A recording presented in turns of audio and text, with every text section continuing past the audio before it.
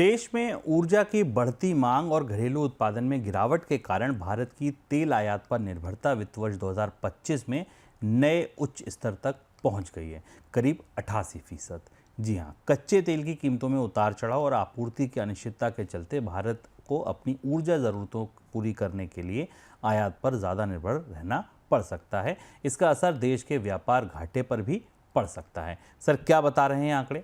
ये चौंकाने वाली खबर और चिंताजनक खबर है। आपको याद होगा कि भारत सरकार ने आधिकारिक रूप से ये इस बात की घोषणा की थी कि 2023 में, जब 2014 में एनडीए सरकार आई थी, उसके बाद ये घोषणा हुई थी कि 2023 तक भारत अपनी क्रूड पर आयातित कच्चे तेल पर अपनी निर्भरता को उस समय जो 75% थी उसे घटाकर 60% पर ले आएगा।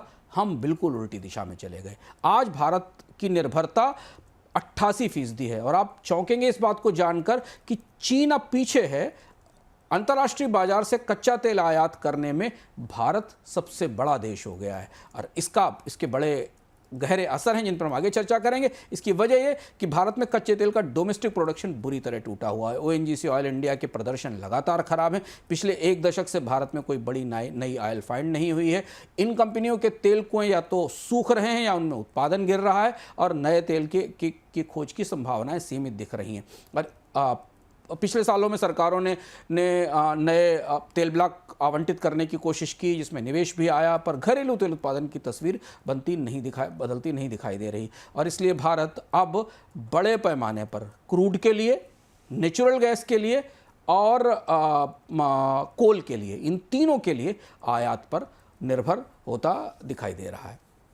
इसका असर ये होगा कि जब जितना आप अंतर्राष्ट्रीय बाजार पर निर्भर होंगे, बाजार उतना ही आपको प्रभावित करेगा और ग्लोबल कच्चे तेल के बाजार में तेज उतार चढ़ाव होते हैं, आपको पता ही है।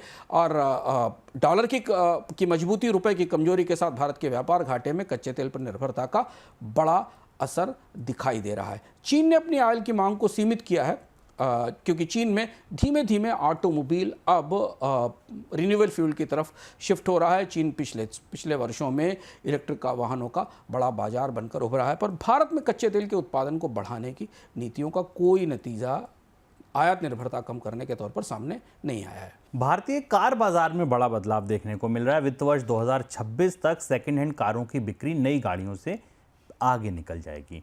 इससे पहले भी जो पुरानी कारों का बाजार है, ओल्ड कार का मार्केट है, वो धीरे धीरे अपने पैर पसार रहा है। इसकी सबसे बड़ी वजह कारों की बढ़ती कीमत, महंगे लोन, जिसकी वजह से अब किफ़ायती विकल्प के तौर पर सेकंड हैंड कारों को लोग ज़्यादा तरजीह दे रहे हैं। इसके अलावा पहले के मुकाबले सेकंड हैंड बाजार भी थोड़ा संगठित हो गया है। ग्राहकों का भरोसा बढ़ा है। बड़ी बड़ी डीलरशिप भी अब पुराने कारों के लिए एक सेपरेट कंपनी बनाकर उनकी गारंटी देकर उनको बेच रहे हैं। सर, एक तो ये बाजार बड़ा कितना है, जो पुरानी कारों का बाजार है, ये कितना बड़ा है और क्यों बढ़ रही है सेल्स नए कारों के बाजार पर, ये कैसे असर करेगी? फिर ये आज की एक और महत्वपूर्ण खबर और बेहद दिलचस्प खबर है। ऑटोमोबाइल बाजार में भारत अपने यहाँ ऑटोमोबाइल कंपनियां लगाकर नई कारें बेचने के लिए प्रोत्साहन दे रहा था और भारत पुरानी कारों का बड़ा बाजार बन गया। पहले वो डेटा पॉइंट पे आप आंकड़े देखिए और आप चौंकेंगे कि नई पुरानी कारों के बाजार में फ़र्क कितना बड़ा हो गया। 2024 में करीब 36 बिलियन डॉलर का मार्केट था पुरानी कारों का भारत में, जो 2033 तक करीब 101 बिलियन डॉलर का हो जाएगा। यानी जो यूज्ड कारें हैं, इनका इतना बड़ा बाजार भारत में हो रहा है। 2023 में 46 लाख गाड़ियां बिकी हैं, 2030 में 108 लाख गाड़ियां बिकेंगी, 2024 में 54 लाख सेकेंड हैंड गाड़ियां बिकी, जबकि नई कारों की बिक्री केवल 41 लाख रही। आप चौंकेंगे जान के कि पुरानी कारों का बाजार शुभम 10 से 12% की रफ्तार से बढ़ रहा है और नई कारों के बाजार की ग्रोथ रेट केवल 1 से 2% है। और ये बता रहा है कि नई कारों की एफोर्डेबिलिटी, उनकी बढ़ती कीमतें, अभी हाल में भी टाटा और मारुति ने दोबारा कीमतें बढ़ाई, वो कीमतें लोगों के कार खरीदने के फैसलों को प्रभावित कर रही हैं और इस वजह से पुरानी कारें बाजार में खरीदी भी जा रही है और उनका इस्तेमाल भी किया जा रहा है। हालांकि पर्यावरण संबंधी नियम काफ़ी तेज़ी से बदल रहे हैं, लेकिन सेकेंड हैंड गाड़ियों की मांग बढ़ी है।